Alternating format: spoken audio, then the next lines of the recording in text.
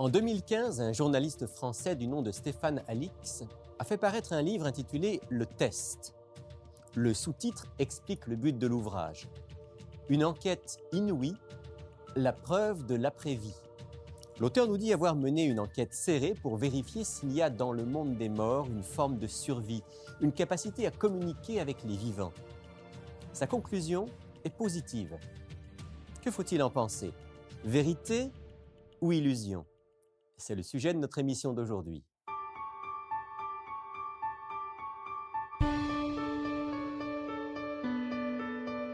Il est écrit, une émission présentée par Rémi Ballet.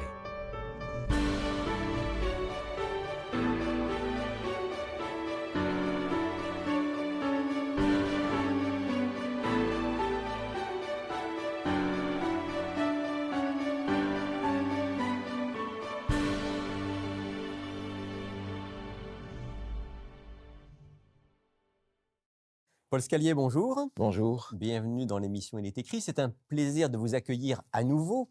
Merci. Pour parler aujourd'hui d'un sujet dont on a déjà parlé ensemble. Il s'agit de l'au-delà, de ce qu'il y a après la mort. Mais aujourd'hui, on va le faire à partir d'un livre. Un livre que vous avez lu, un livre qui a fait du bruit, d'ailleurs même ici au Québec, même si l'auteur est français. Livre d'un journaliste, Stéphane Alix, qui s'intitule « Le Test ».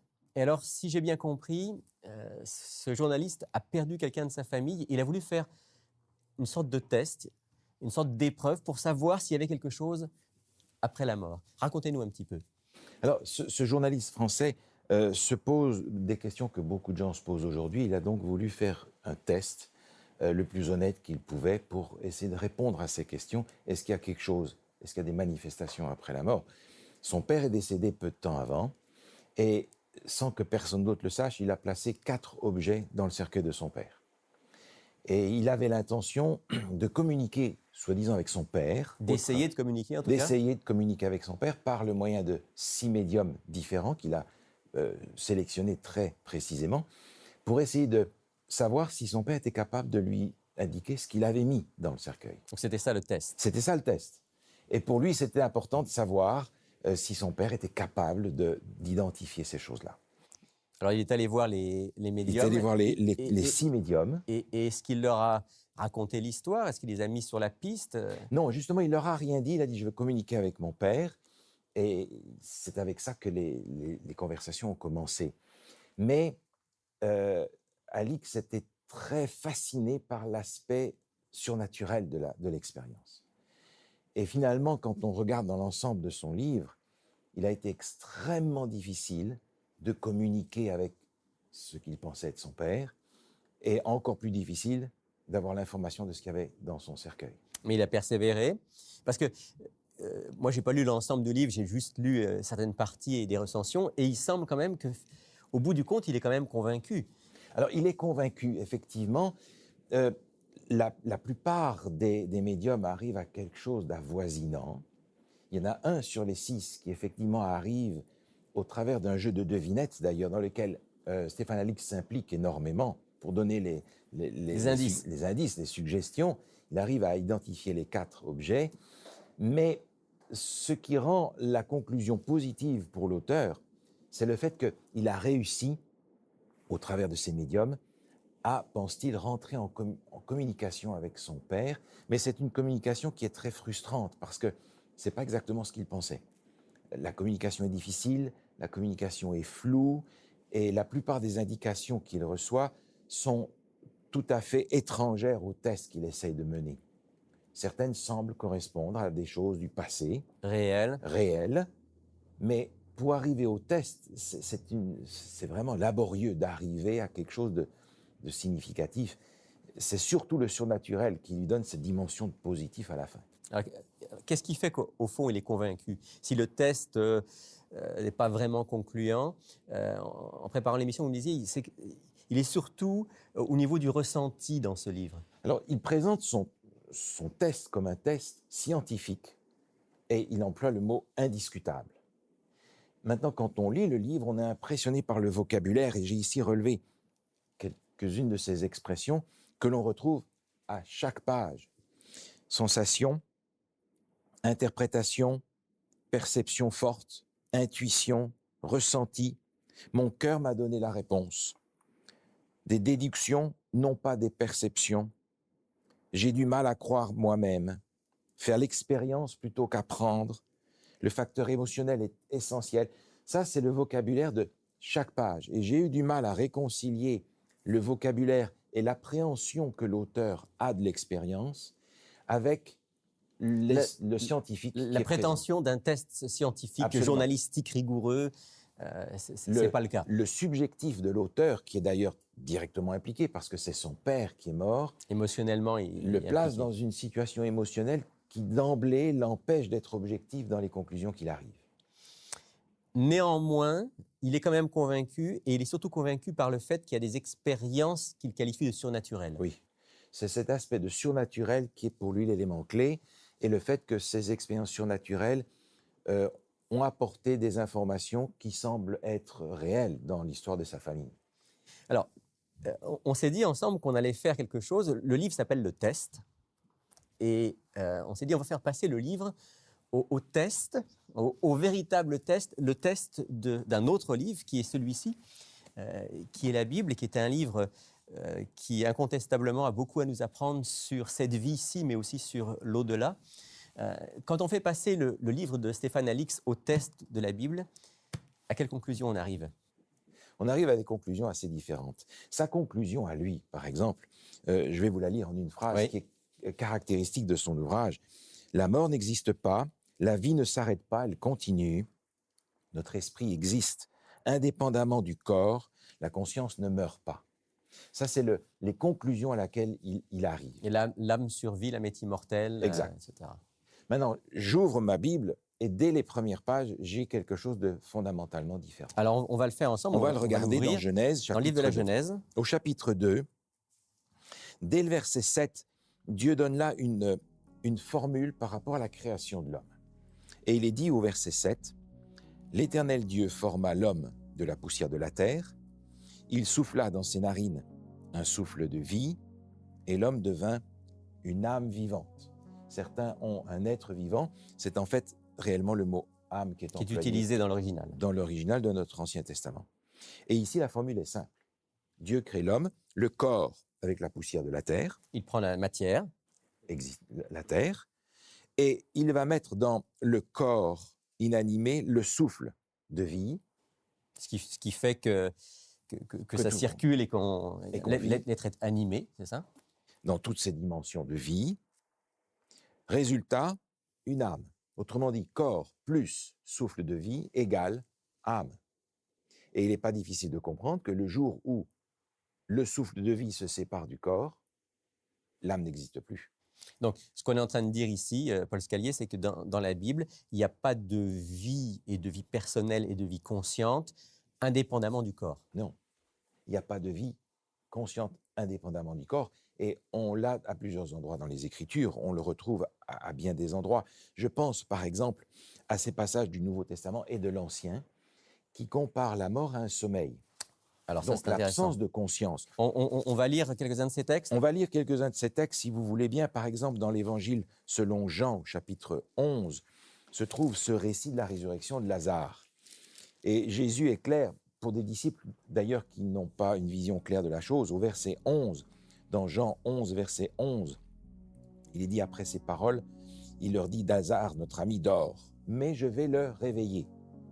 Et au verset 14, il est dit, alors Jésus leur dit ouvertement, Lazare est mort. Oui, donc quand Jésus parle ici de dormir, il ne parle pas du sommeil commun, mais il parle vraiment de la mort. C'est ça, c'est une manière de comparer la mort avec un état d'inconscience pour faire comprendre qu'une fois qu'on s'endort, il n'y a plus rien. On a les mêmes expressions dans l'Ancien Testament. Ce n'est pas Jésus qui a inventé ça. Jésus n'a pas inventé l'image, il la reprend de l'Ancien Testament. Je la trouve par exemple dans le livre de Job, Alors on va aller dans le livre de Job, au chapitre 14. chapitre 14. Job, chapitre 14. À partir du verset 10, il est écrit ceci. Mais l'homme meurt, il perd sa force. L'homme expire, et où est-il? Les eaux des lacs s'évanouissent, les fleuves tarissent et se dessèchent. Ainsi l'homme se couche et ne se relève plus. Il ne se réveillera pas tant que les cieux subsisteront. Il ne sortira pas de son sommeil. On trouve effectivement ici l'image du sommeil pour parler de... On a la même image. On peut reculer d'une page ou deux au chapitre 7 du même livre de Job. Pour bien montrer que ce ne sont pas des textes isolés. Ce ne sont pas des textes isolés, c'est une constante au travers des Écritures. Au chapitre 7 du livre de Job, au verset 9, la même image est employée. Comme la nuit se dissipe et s'en va, celui qui descend au séjour des morts ne remontera pas. Il ne reviendra plus dans sa maison et le lieu qu'il habite ne le connaîtra plus. Donc on trouve la même idée, l'idée que quand on est au séjour des morts, Il n'y a plus il ne rien. se passe plus rien. Il ne se passe plus rien. Il se passe plus rien. Il y a même un texte dans le livre des psaumes qui parle du lieu du silence. Le lieu du silence.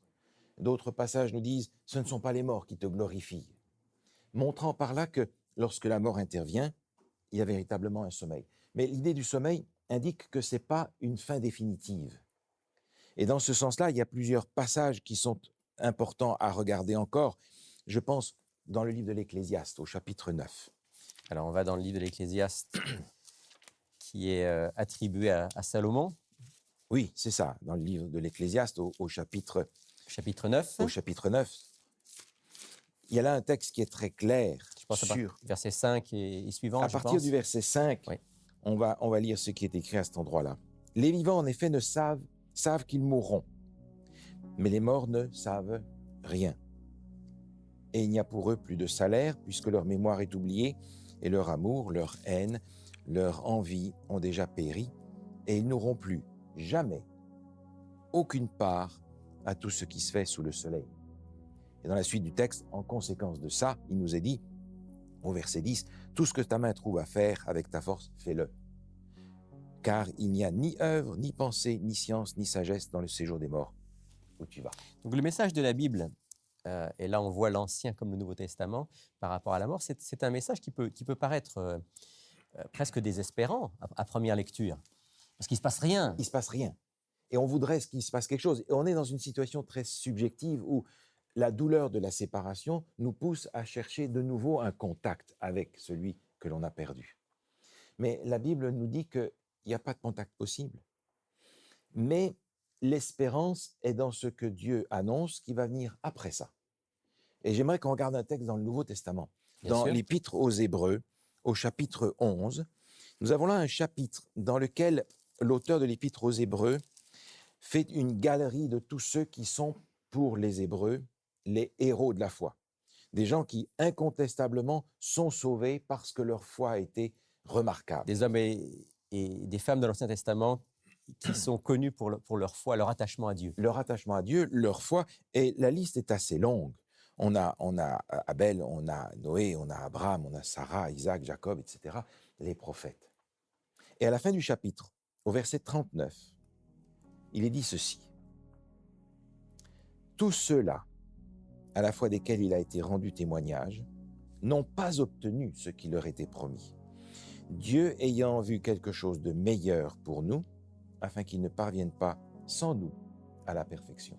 Donc, ils n'ont pas obtenu ce qui leur était promis. Ça veut dire qu'ils ne sont pas encore dans le royaume de Dieu, ils ne sont pas encore dans la présence de Dieu. Si ces gens ont la foi, ils ont le paradis promis, mais le texte nous dit qu'ils ne l'ont pas reçu. La promesse, nous dit l'apôtre Jean, que nous avons, c'est la vie éternelle. Ils ne l'ont pas, parce que Dieu ne veut pas nous introduire dans le paradis les uns derrière les autres. C'est une expérience à des époques différentes. À des époques différentes. On y va tous ensemble. C'est ce que dit le texte ici, afin qu'ils ne parviennent pas sans nous. Sans nous à la perfection.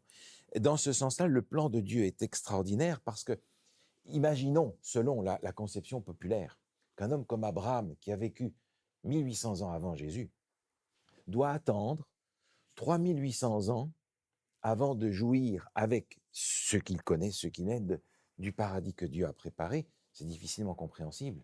Alors que d'après la Bible, en fait, il s'est endormi. Pour lui, à ce moment-là, le temps a cessé d'exister. Exactement. Et il attend le réveil.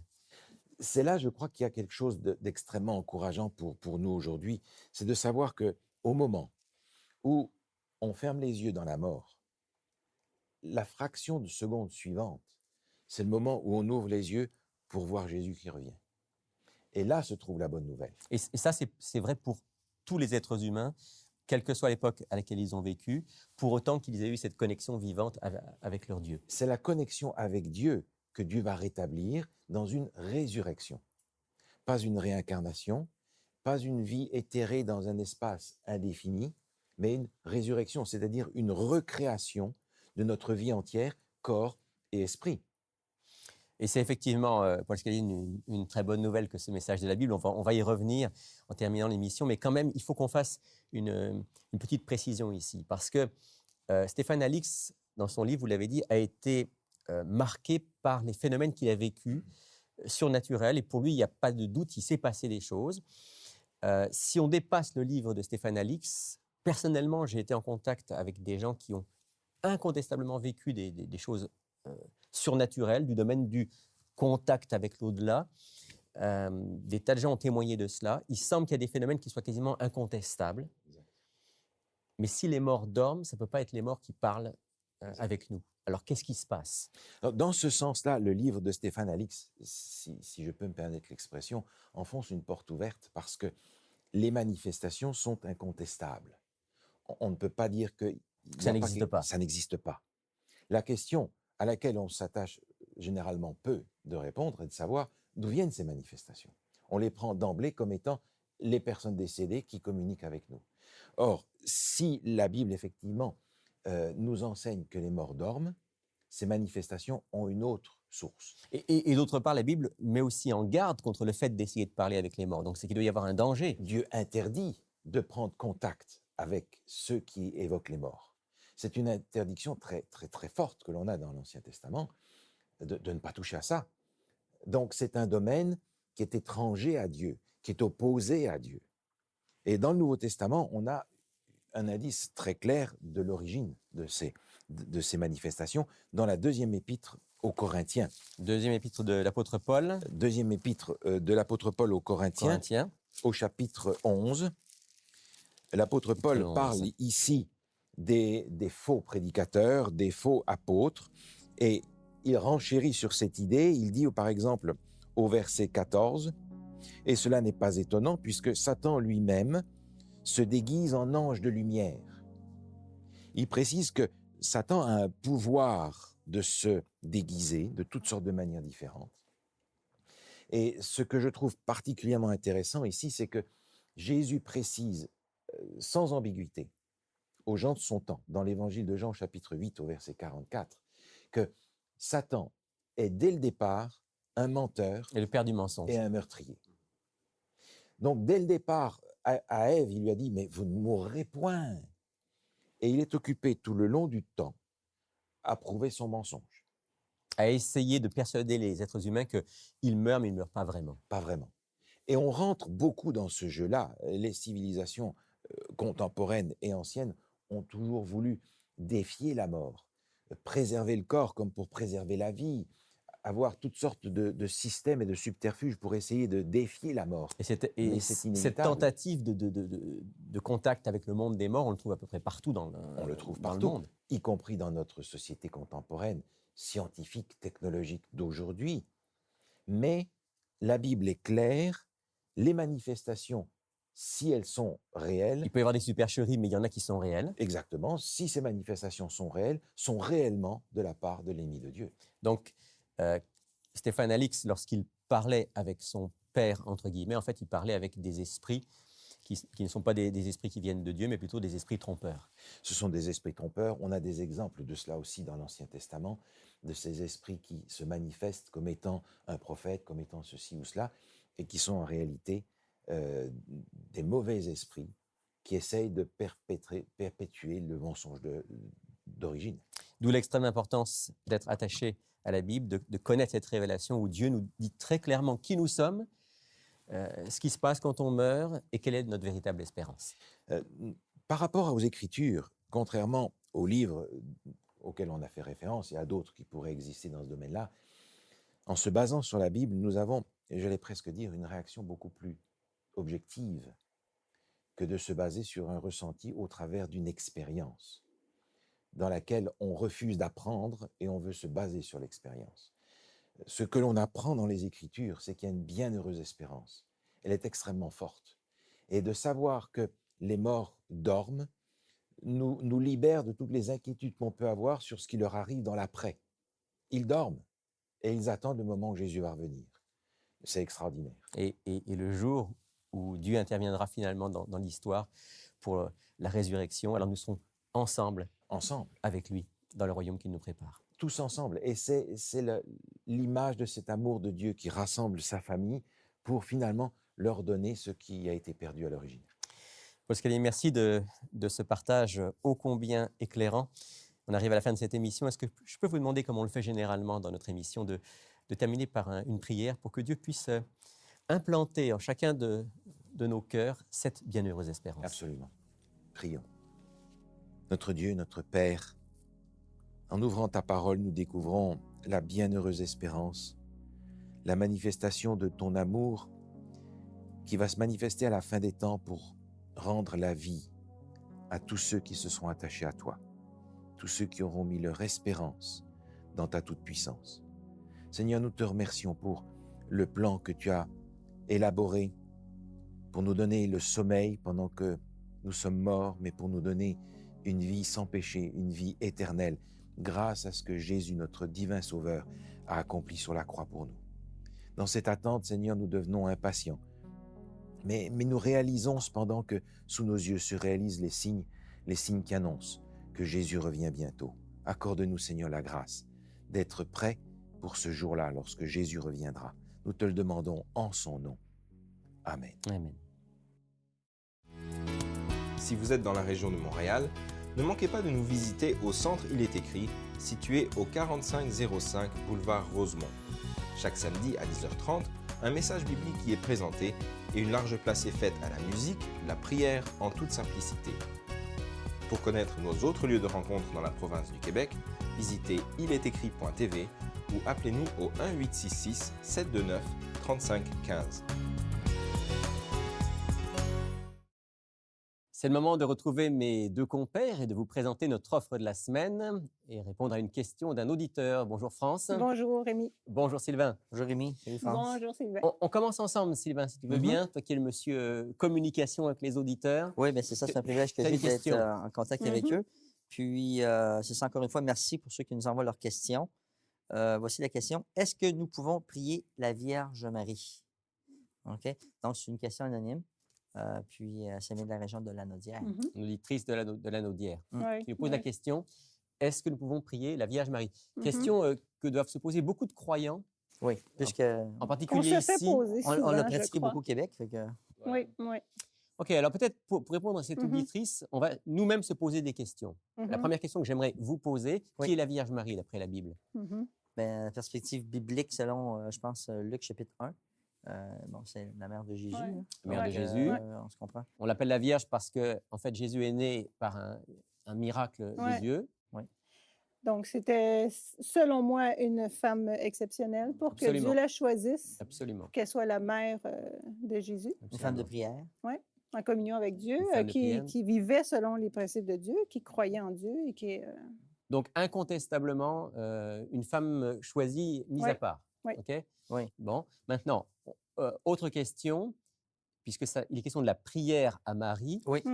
Dans la Bible, à qui sont adressées les prières? Ben, les prières, écoute, j'aime ta question dans la question, là, parce que ça va aider notre auditrice. Mais la prière ne s'adresse pas aux morts. OK? Exact. Donc, déjà en partant, là, il faut se poser la question, parce que là, j'essaie de mettre ça en contexte. Marie est décédée. Ouais. Ouais, Comme on va y toute revenir bonne mère, va revenir tu sais. dans un instant à Mais ça. elle s'adresse elle s'adresse à Dieu. Voilà. Voilà. OK? Hein, C'est ça. dans tous les textes bibliques, sans exception, la prière s'adresse à Dieu. Je lis juste un texte dans Philippiens chapitre 4 Ouais. qui dit ceci au verset 6. « Ne vous inquiétez de rien, mais en toute chose, faites connaître vos besoins à Dieu par des prières, des supplications, avec des actions de grâce. C'est un Donc, bon verset. Vous avez des besoins, vous devez parler à quelqu'un. Le texte dit clairement, adressez-vous à Dieu. C'est lui qui peut tout faire. C'est lui qui C'est lui peut répondre ben oui, aux le prières. créateur. Il est le créateur. Il est le Ouais. créateur. Maintenant, je sais ce qu'on va dire généralement. On va dire, oui, non, mais on parle à Dieu, en fait, mais on parle à Dieu à travers Marie. Mhm. C'est comme si Marie était en quelque sorte une médiatrice Ouais. de la Mhm. prière. Mhm. Alors là, j'ai aussi un texte pour notre auditrice, Ouais. qui est un texte important de l'apôtre Paul dans le Mhm. Nouveau Testament, dans la première épître qu'il adresse à Timothée au chapitre 2. Première Et- Timothée? Oui, première lettre à Timothée, chapitre 2, verset 5, qui dit ceci: « Car il y a un seul Dieu et aussi un seul médiateur entre Dieu et les hommes, Mhm. Jésus-Christ homme. » Voilà. Donc clairement, nous prions qui? Nous prions Dieu. Et qui est le médiateur? Mais le seul qui peut être médiateur, c'est celui qui a été homme, qui a donné sa vie pour nous, c'est le Christ. Donc nulle part dans la Bible, on va avoir une trace de Mhm. prière à Marie. En fait, Mhm. très rapidement, la prière à Marie, le culte à Marie, tout ça, ça s'est développé environ dans les 3e, 4e, 5e siècles de notre ère. Mhm. C'était complètement étranger aux disciples, aux apôtres et aux premiers Ouais. chrétiens.